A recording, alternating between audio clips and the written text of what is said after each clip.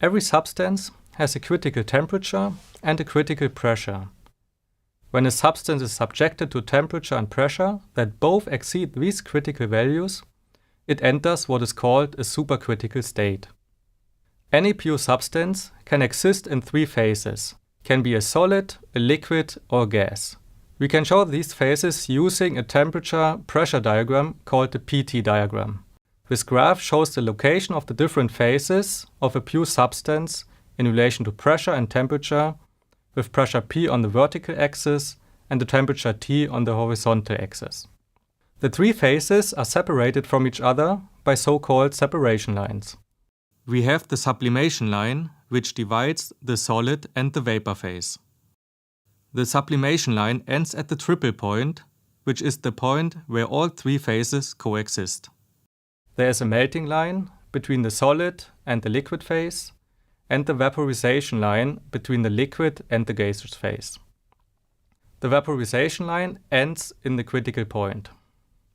The temperature on this point is called the critical temperature and usually gets designated the symbol TCR. The critical pressure has the symbol PCR. These values, together with the critical density, are characteristic for each substance. With pressure and temperature that exceed the critical values, the substance will become supercritical and the differences between the liquid and the gas phase disappear.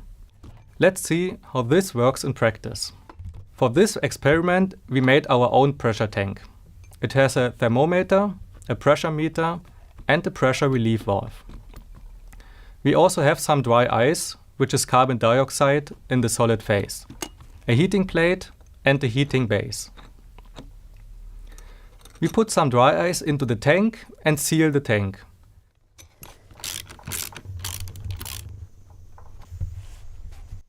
As the pressure tank is completely sealed, the pressure builds.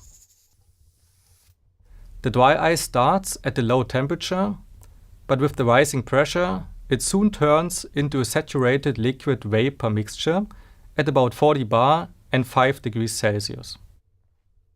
By applying heat to the tank, we increase the pressure and temperature towards the critical point at constant volume. CO₂ has a critical temperature of 31.25 degrees Celsius and a critical absolute pressure of 73.9 bar. So we want to heat up the carbon dioxide to its critical temperature, and because the volume of the tank is constant, we can also build up the pressure. As the pressure and temperature reach the critical point, the distinction between the liquid and gaseous carbon dioxide becomes less visible and eventually disappears.